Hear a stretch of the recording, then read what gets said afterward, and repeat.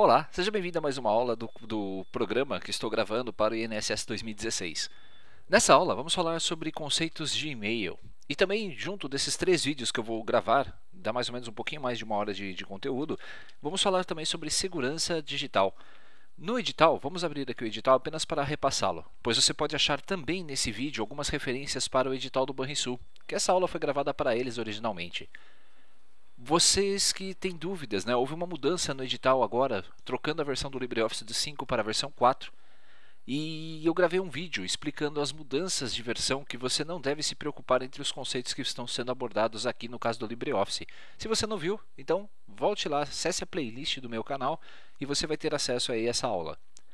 Observe que nós já trabalhamos com aplicativos de edição de texto, no caso do Writer. Eu vou até colocar aqui que nós já gravamos o Writer. Planilhas, nós já gravamos o Calc. Eu estou me programando para conseguir criar as apresentações do LibreOffice. Deixa eu pintar aqui isso de amarelo, apenas para dar um destaque daquilo que a gente já fez. E aqui no próprio edital está escrito assim: noções básicas de segurança e proteção contra vírus, worms e derivados. Vírus, worms e derivados são malwares, que é um conjunto de pragas que são criados para danificar aí o seu computador. Pois bem, essa aula vai falar sobre e-mail. Vamos procurar aqui, correio eletrônico. Então, ao invés de falar apenas de correio eletrônico, né, que é o e-mail, eu pergunto para vocês o que pode cair na prova. Nas aulas que eu vou trabalhar aqui, eu vou dar conceitos, atalhos do programa, o que são os principais recursos que o e-mail pode lhe oferecer. Vamos trabalhar com uma ferramenta chamada Outlook e também vamos trabalhar os conceitos de webmail. De uma forma bem abrangente, eu quero dar para vocês noções essenciais de como você pode trabalhar com correio eletrônico. Depois a gente vai falar sobre internet também. Espero que você esteja gostando das aulas. Eu acredito que seja um conteúdo bem relevante, cheio de dicas e claro, você tem que também ser um usuário e estar utilizando a informática no seu dia a dia. Então, chega de papo, mãos à obra, bons estudos. Os e-mails, com certeza você já é um usuário de e-mail. Eu vou tentar aumentar um pouco o seu nível de conhecimento com relação a algumas informações sobre servidores, sobre envio e recebimento, não focando tanto na parte do envio e recebimento de mensagens, porque isso você com certeza já faz aí no seu dia a dia. Vamos abrir aqui o edital do Banrisul para checar qual é o conteúdo que vamos abordar nessa nossa aula. Se você observar, no edital aparecia escrito o seguinte item: Outlook Express. O Outlook Express é uma ferramenta de envio e recebimento de e-mail que a Microsoft já descontinuou há muito tempo, mas muito tempo mesmo. Esse Outlook Express era um programa muito similar ao que eu vou explicar, uma parte dele, chamado Outlook. E o Outlook Express ele já caiu em desuso há muito tempo mesmo. Há também aqui o assunto vírus e segurança da informação. Nós vamos falar um pouco sobre esses temas, falando sobre as técnicas de phishing e de roubo de dados que são utilizados aí pelos hackers, pelas pessoas que tentam, de alguma forma, burlar aí a segurança digital. O termo hacker ele até é incorreto usar. Hacker não é aquela pessoa que vai fazer os ataques. Isso é um cracker. Geralmente é a pessoa que quebra programas, quebra senhas. Pessoas que invadem e acabam invadindo aí o seu computador são pessoas que estão realmente interessadas em praticar uma ação ruim. Na verdade, eu nem os qualificaria. Eu acho apenas que é incorreto e que se a pessoa tivesse um pouquinho mais de vontade, todo esse conhecimento que ele usa hoje para os ataques poderiam ser revertidos em coisas boas, principalmente para nós, para o público, para quem consome esses sistemas e consome os recursos aí de informática. Muito bem, gerenciador de e-mail. Como é que eu posso então falar de e-mail, Alessandro? Por exemplo, para que nós possamos trabalhar com esse tópico, eu vou abrir um programa chamado Microsoft Outlook da Microsoft. O Microsoft Outlook é o programa mais profissional que eu conheço de gerenciamento de e-mails. Porque o Outlook ele engloba, além da verificação de e-mails, também a possibilidade de controle de tarefas, controle de agenda, controle de contatos. Ele tem um histórico do que é usado no seu computador e uma série de recursos. Para facilitar, eu criei aqui no meu Outlook, se você olhar aqui, essa é a versão dele, eu vou trabalhar com o Outlook 2010 com vocês. Se você abrir, eu tenho aqui um novo perfil, vou dar um OK. é como se eu estivesse carregando aí essa mensagem, esse programa pela primeira vez. Um gerenciador de e-mails ele é utilizado para que você possa controlar a forma de recebimento das suas mensagens sem que você tenha que ficar entrando nos famosos webmails. Então vamos já entender o que é um webmail e o que é um software gerenciador de e-mail. O Outlook é um software gerenciador de e-mail porque ele está instalado no seu computador. Uma vez instalado no seu computador, você consegue ter acesso às mensagens através do programa que está instalado aqui. Mas, se você não estiver com o seu computador em mãos, você teoricamente não teria acesso à sua mensagem. Você teria que usar um webmail. E através do webmail é que você teria acesso então aos seus e-mails. Esse é um gerenciador de e-mail. Mas e o webmail, Alessandro? Você provavelmente já tem uma conta no Google. Você já deve ter uma conta de e-mail em outras ferramentas. Se você clicar aqui em Gmail, se você clicar aí na sua página do Google, vai ver então as informações e as mensagens que você tem. Essas mensagens elas estão aqui no meu webmail. Web porque nós utilizamos um navegador.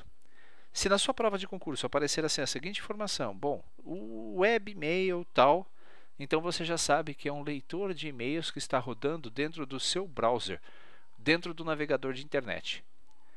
Quando você vai navegar num leitor, num programa de gerenciamento de e-mail como o Outlook ou como a própria edital está falando, o Outlook Express, você terá acesso às suas mensagens que estão aqui exatamente da forma que você está vendo na tela, dentro do seu próprio programa de e-mails. Antes de começarmos efetivamente a falar sobre os e-mails, vamos entender como funciona esse aplicativo. Eu tenho aproximadamente 14 contas de e-mails diferentes. Os meus e-mails comerciais, os da empresa, os particulares, alguns que eu utilizo para serviços. Checar cada um deles dá muito trabalho, porque eu tenho que entrar em cada um dos sites desses portais e para ter acesso às minhas mensagens. Você também deve fazer isso. Você entra no UOL, você entra no BOL, você entra no Yahoo, você entra no IG e aí você vai perdendo bastante tempo. Um software como esse permite a você instalar e fazer a leitura de diversas mensagens, contas de uma única forma, de um único local. Se você notar, aqui eu tenho um e-mail que é o sigonerd@outlook.com.br e esse é o meu e-mail que eu utilizo para o meu canal de vídeos, para o meu blog, que é chamado de sigonerd.com. Mas, Alessandro, eu tenho vários e-mails, eu só posso trabalhar com um? Não. Se você entrar aqui em Arquivo e Configurações de conta, você pode adicionar uma conta. Tem até um botão aqui para isso, adicionar uma conta. Esses programas atualmente eles são muito inteligentes, porque você pode simplesmente digitar aqui o seu nome, informar o seu e-mail, veja só, alessandroandrade@yahoo.com.br. Você pode digitar a sua senha. Errei aqui a senha, vou corrigir, pronto. E eu não preciso fazer mais nenhuma configuração. Ao clicar em avançar, eu digitei errado. O próprio programa vai se conectar com o provedor e vai tentar fazer as configurações, como foi feito aqui rapidamente. Ele já identificou que no meu provedor, o Yahoo, eu existo, e agora ele está fazendo login no servidor e enviando um e-mail de teste. Toda a configuração, algumas contas de e-mail são um pouco mais trabalhosas, como Gmail, Hotmail, porque eles precisam de um conector para o programa. Mas por padrão, boa parte dos e-mails que nós temos hoje no mercado são configurados automaticamente pelo Outlook. Aqui, ele conseguiu ver a minha conta, mas não conseguiu enviar um e-mail. Eu vou configurar então esse servidor manualmente e nós vamos avançar. Nesse ponto é que eu gostaria de chamar a sua atenção com relação ao e-mail. Essa é a primeira dica com relação às provas. Muito provavelmente, se for cair uma pergunta referente ao programa que envia e recebe e-mails, ele vai perguntar a você sobre o tipo de conta que você está utilizando. Ele vai perguntar algo sobre o tipo de conta. O tipo de conta POP3 é um tipo de forma de receber mensagens e o servidor IMAP é outra forma também. Mas qual é a diferença entre elas? Quando você configura uma conta com o tipo POP3, basicamente as suas mensagens elas são retiradas do seu provedor de serviço e descarregadas no seu computador. Se você tem uma conta no UOL, por exemplo, ao receber as mensagens, ele tira essas mensagens do provedor UOL e coloca na sua máquina. Se você entrar no seu provedor logo na sequência e tentar acessar o seu e-mail, você não vai conseguir achar nenhuma mensagem no webmail, porque elas foram descarregadas no seu computador. Mas como hoje nós estamos utilizando vários dispositivos, eu tenho um celular, um tablet, meu computador, notebook, e eu acesso via webmail. Nada, são 4 dispositivos que estão fazendo as mensagens, estão lendo as mensagens de e-mail que eu recebo diariamente. Se eu baixar as minhas mensagens em um único dispositivo, eu não vou conseguir ler nos demais. Por isso, quando você estiver configurando a sua conta, dê preferência para o serviço IMAP. O serviço IMAP é aquele em que a mensagem é baixada como cópia. Fica a mensagem original no servidor e ela é baixada no seu computador como uma cópia, facilitando então o que? O controle dessa mensagem. Eu vou cancelar e vou tentar configurar aqui a minha conta do Gmail. Observem. alessandro.aletrovato@gmail.com. Vou pôr a minha senha. E vou pedir para avançar. Quando nós estamos fazendo as configurações, geralmente de provedores como Gmail, a conta IMAP ela é feita, a configuração de forma automática, mas por padrão. Justamente por essa facilidade das cópias das mensagens serem mantidas no seu servidor. Vamos procurar aqui no Google o significado de IMAP, o que é. Eu nunca decoro essas siglas, mas é importante que você as decore, pois provavelmente pode cair uma questão perguntando o que é o IMAP, o que é o POP3. IMAP, vamos ver aqui, ele não fala o que é. Vamos voltar. Diferenças. Observe que tem muito material de pesquisa na internet. Você pode fazer a pesquisa e descobrir também. Vamos colocar aqui o IMAP. A abreviação dele não fala também. Então vamos lá. O que é IMAP? Talvez ele mostre de forma mais simplificada. IMAP. Internet Message Access Protocol. IMAP é um protocolo que permite a transferência de mensagens, de controlar o acesso de mensagens pela internet. O IMAP ele é então um recurso que vai baixar as suas mensagens, vai deixá-lo como cópia. Assim que você faz a configuração do seu Outlook, se você notar, a sua conta de e-mail, olha só, a minha conta IMAP foi configurada com êxito. Que configurações que foram feitas, Alessandro? Vamos lá. Avançar. O servidor IMAP, geralmente, ele começa com imap.dominio.com. Eu vou falar dessa estrutura já para vocês. O servidor de saída é aquele que vai enviar a mensagem. O servidor IMAP é aquele que você vai utilizar para receber as mensagens. É a mesma coisa do servidor POP. O imap.gmail.com recebe as mensagens, ela traz as mensagens para o seu computador. E o SMTP, que é o Simple Mail Transfer Protocol, que também é outro protocolo de transferência de arquivos, ele vai enviar as mensagens do seu computador. Essas são as configurações mínimas e básicas para uma configuração correta de uma conta de e-mail. Mas existem algumas configurações que os provedores têm alterado, que são as portas de conversação. Geralmente, o servidor ele tem uma porta que permite a conexão com a rede. Esse acesso externo entre o seu computador e o seu provedor é feito através de uma porta. E essa porta ela é bloqueada ou liberada para determinados tipos de serviço. Para o servidor IMAP do Gmail, o número é o 993. E essa comunicação ela pode ser criptografada utilizando um protocolo. Geralmente o protocolo é o SSL, como também pode ser o TLS ou um protocolo automático. Então, o que os provedores têm feito atualmente é mudar as portas padrão de comunicação, justamente para evitar que hackers tentem invadir os seus servidores de e-mail pela porta comum. A porta do servidor de saída para o Gmail é a 587 e ele usa outro tipo de criptografia, a criptografia TLS. Outra configuração interessante é que eu posso deixar aqui no IMAP, eu não consigo configurar se eu quero manter as minhas mensagens ou não. Eu vou concluir, ele está fazendo o envio de uma mensagem e recebimento de uma mensagem de teste, deixe ele fazer esse teste. Ambos foram concluídos com êxito, vou fechar e vou adicionar outra conta. Vou adicionar a minha conta, vamos lá, Alessandro, endereço de e-mail, vamos pegar aqui outra conta. Vou colocar a do Sigo Nerd, eu já pus, o Alessandro Trovato, @outlook.com. Vou ver se eu lembro a minha senha. E vou avançar. Se tudo der certo, ele vai conseguir identificar rapidamente aí essas minhas configurações e vai trazer para o Outlook. O servidor POP, vamos procurar enquanto isso o que significa a sigla POP. POP eu até lembraria, mas eu não vou arriscar, eu prefiro procurar. O que é POP3? Então, POP é um tipo também de protocolo de transferência e é Post Office Protocol, que é o protocolo de recebimento, é aquele que você utiliza para receber as suas mensagens. Né? Traduzido, literalmente, fica em protocolo dos correios. O protocolo POP e o protocolo IMAP eles são utilizados para a comunicação do seu micro com os provedores de e-mail. Perceba que a minha conta do Outlook foi configurada.